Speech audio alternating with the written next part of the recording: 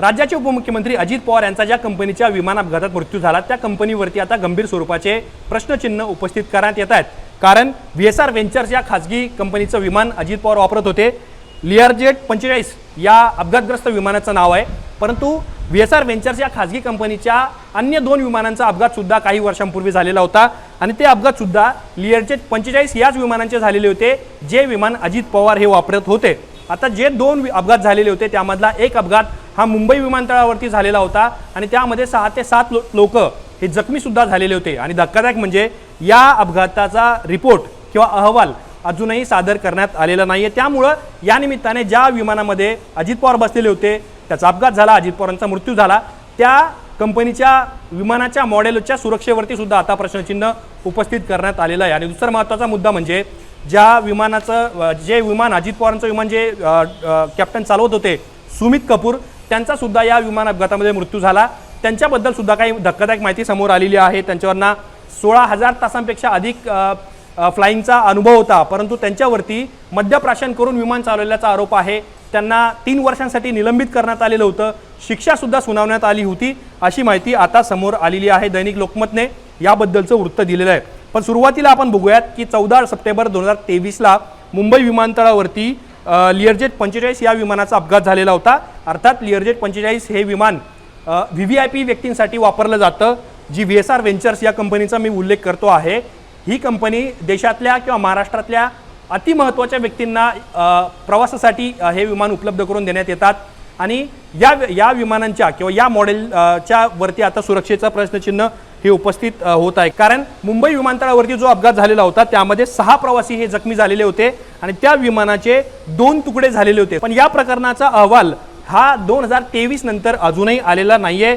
त्याचबरोबर त्या कंपनीचं किंवा त्या विमान मॉडेलचं कामकाज सुद्धा महाराष्ट्रामध्ये आणि देशामध्ये सुरू आहे। कारण बॉम्बार्डियर लिअरजेट हे कंपनीचं ते जेट वापरलं जातं आणि लिअरजेट 45 चे 2 अपघात झालेले असतील, त्याचा कुठलाही रिपोर्ट आलेला नसेल, एखाद्या पायलटवरती अशा प्रकारचे आरोप झाले असतील, त्याला निलंबित केलं गेलं असेल, तर मग अजित पवारांच्या बाबतीत ही खबरदारी का घेतली नाही असा प्रश्न सुद्धा या निमित्ताने उपस्थित केला जातो आहे। त्यामुळं 1998 मध्ये हे विमान सेवेत आलेलं होतं। एक प्रकारे हे विमान VIPसाठी यासाठी सुद्धा वापरलं जातं, कारण या विमानामध्ये 2 शक्तिशाली इंजिनं असतात, वेगवान टेक ऑफ केलं जातं। छोटे देशातली विमानतळ असतील तिथे सुद्धा कमी अंतरामध्ये ते टेक ऑफ करू शकतं। उड्डाणात उत्तम नियंत्रण आणि संतुलन सुद्धा हे विमान राखत असतं। VIP प्रवासासाठी त्याचा उपयोग केला जातो।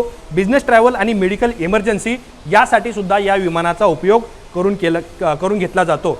पण लिअरजेट 45 या मॉडेलच्या विमानाबद्दल मी बोलतोय, ज्यावेळेला 2 अपघात झालेले आहेत त्याचा रिपोर्ट समोर नाहीये।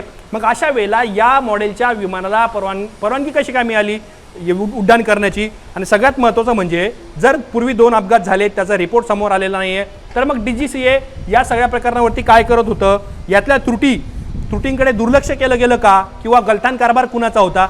या सगळ्या प्रश्न आता या निमित्ताने उपस्थित झालेले आहेत। कारण काही दिवसांपूर्वीच म्हणजे अपघात झाल्यानंतर पश्चिम बंगालच्या मुख्यमंत्री ममता बॅनर्जी यांनी या सगळ्या प्रकारांची चौकशी करण्याची मागणी केलेली होती।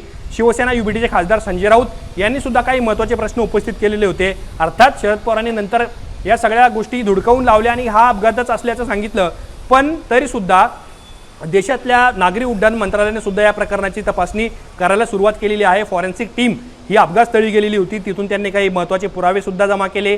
DGCAने सुद्धा त्यांच्या पातळीवरती तपास सुरू केलेला आहे। पण जी लोकमतने बातमी दिलेली आहे त्यामध्ये कॅप्टन सुमित कपूर यांचा उल्लेख करण्यात आलेला आहे आणि त्यामध्ये त्यांना मद्यप्राशन करून सुरक्षा नियमांचं उल्लंघन केल्याचा आरोप त्यांच्यावरती करण्यात आला आणि या प्रकरणामध्ये त्यांना शिक्षा सुद्धा झालेली होती। त्यांचं लायसन हे 3 वर्षांसाठी निलंबित करण्यात आलेलं होतं। जर एखाद्या पायलटवरती त्याला शिक्षा झाली आहे, त्याचं लायसन 3 वर्षांसाठी निलंबित करण्यात आलं आहे, ज्याच्यावरती आरोप आहे की त्याने सुरक्षा नियमांचं उल्लंघन केलं, मद्यप्राशन करून सेवा दिली।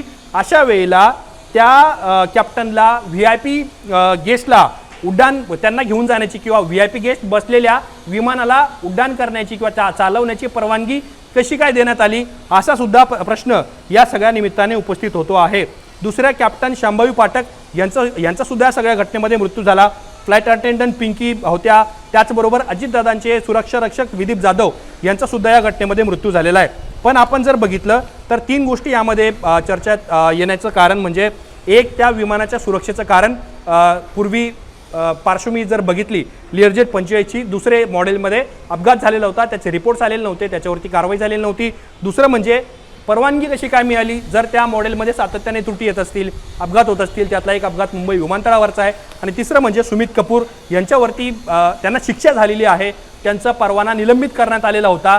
त्यावेळेला त्यांना लगेचच VIP सेवेसाठी कसं काय घेण्यात आलं, या निमित्ताने हे प्रश्न उपस्थित होतात. त्यामुळं ज्या कंपनीच्या विमानाचे 2 तुकडे झालेले होते मुंबई विमानतळावरती, 6 लोक जखमी झालेले होते, अशा कंपनीवरती किंवा अशा कंपनीच्या त्या मॉडेलमध्ये त्रुटी आढळून आल्यानंतर त्या दुरुस्त केल्या गेल्या का, हा सुद्धा उपस्थित होणारा प्रश्न आहे. त्यामुळं अजित पवार यांच्या मृत्यूनंतर आता या सगळ्या गोष्टींची खबरदारी घेतली जाणार का, तपासातून आता ज्या यंत्रणा तपास करतायत त्यातून नेमकं काय बाहेर येणार हे सुद्धा पाहणं अत्यंत महत्त्वाचं ठरणार आहे.